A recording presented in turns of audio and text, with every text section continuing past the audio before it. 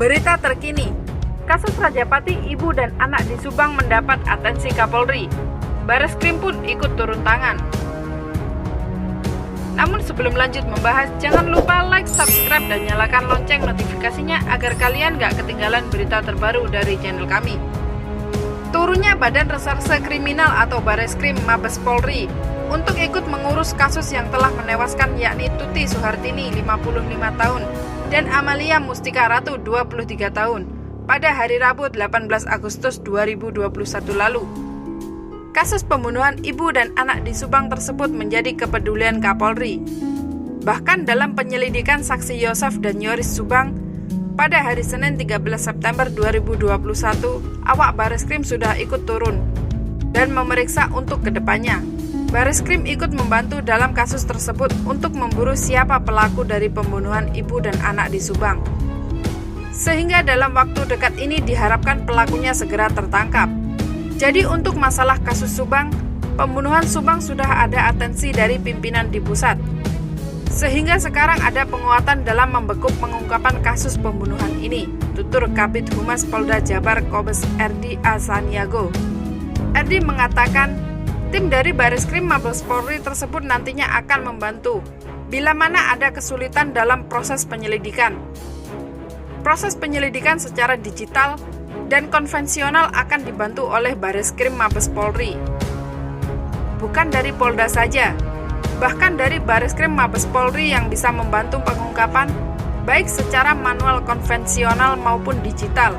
Ini diberdayakan dan semua membekuk Polres Subang, tuturnya. Kasus pembunuhan istri dan anak di Subang itu masih dalam penyelidikan. Polisi masih menindak pengembangan atas hasil laboratorium forensik yang sudah dikantonginya. Sementara masih dikembangkan, dipelajari bukti-bukti yang sudah didapat selama ini, tuturnya.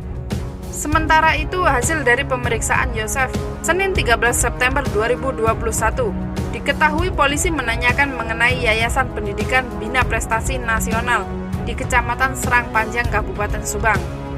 Yosef adalah pemilik dari yayasan tersebut, sedangkan Yoris 34 tahun yang adalah anak paling gede, yakni sebagai ketua yayasan, dan Amalia Mustika Ratu almarhum sebagai bendahara yayasan tersebut.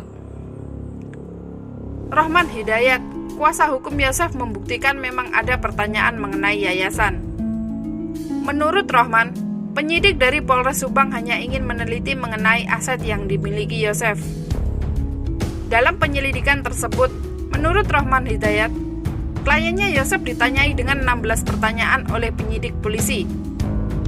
Pemeriksaan itu sendiri dilakukan sampai malam hari. Rohman menerangkan dalam pemeriksaan kemarin, ternyata tidak hanya dari penyidik Polres Subang, tetapi juga ada anggota Bareskrim Mabes Polri yang turut memeriksa.